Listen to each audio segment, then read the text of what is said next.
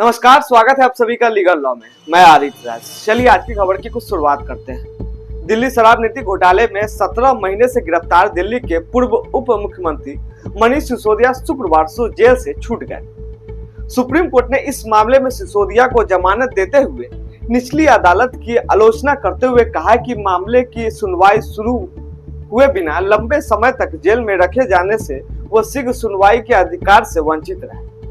Supreme court ने कहा है कि तुरंत सुनवाई का अधिकार एक पवित्र अधिकार है। Justice BI. गवई और जस्टिस के.वी. विश्वनाथन की बेंच ने अपने फैसले में कहा है कि अब समय आ गया है कि निचली अदालत और हाई कोर्ट इस सिद्धांत को स्वीकार करे कि जमानत एक नियम है और जेल एक उपवाद है। बेंच ने जमानत के विरोध में दिए गए सभी तर्कों को खारिज करते हुए कहा है कि सिसोदिया की समाज में गहरी पैठ है और उनके देश छोड़कर जाने की कोई आशंका नहीं है। सिसोदिया को दिल्ली शराब नीति घोटाले में केंद्रीय अन्वेषण ब्यूरो यानी सीबीआई और प्रवर्तन निर्देशालय यानी ईडी दोनों ने गिरफ्तार किया था। यानी सिसोदिया को जमानत देते हुए सुप्रीम कोर्ट ने क्या क्या बड़ी बात कही है। सुप्रीम कोर्ट ने पहला पॉइंट जो दिया था वो बिना सजा जेल में नहीं रख सकते। मनीष सिसोदिया ने सीबीआई मामले में 13 और ईडी के मामले में निचली अदालत में 14 अर्जियां दाखिल की थी। उनको लंबे समय से जेल में रखा गया। बिना सजा से किसी को इतने लंबे समय तक जेल में नहीं रखा जा सकता।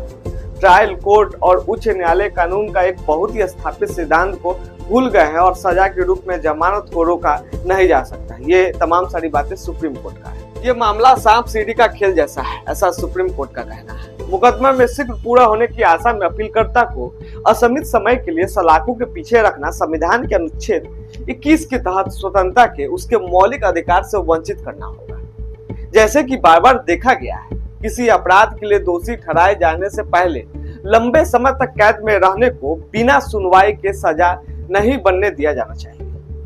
जब जमानत पर दूसरे आदेश सुप्रीम कोर्ट के पास किया तो पहले आदेश के 7 महीना 4 दिन हो चुके हैं। किसी भी नागरिक को पिलर टू पोस्ट भागने के लिए नहीं कहा जा सकता। यह मामला सांप सीढ़ी जैसा खेल बन गया है।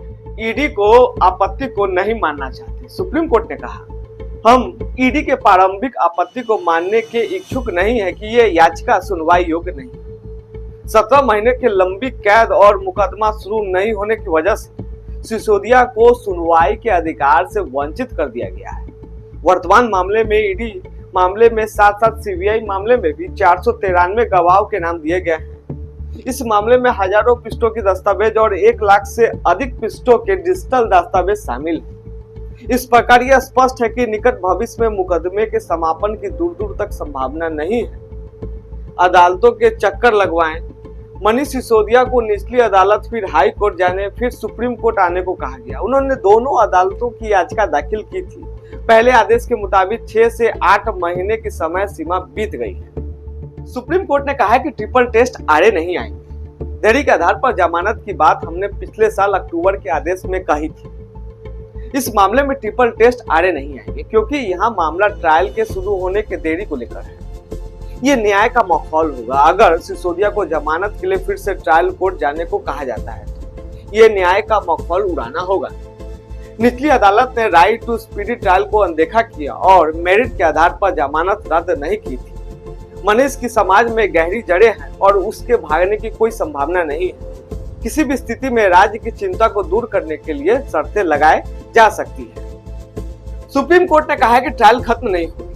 ओपन एंड शट मामले में भी जमानत न दिए जाने के कारण इस न्यायालय में बड़ी संख्या में जमानत याचिका भर गई है, जिससे बड़ी संख्या में जमानत याचिका बढ़ रही है। अब समय आ गया है कि निचली अदालत और उच्च न्यायालयों को इस सिद्धांत को पहचानना चाहिए कि जमानत नियम है और जेल उपवाद है।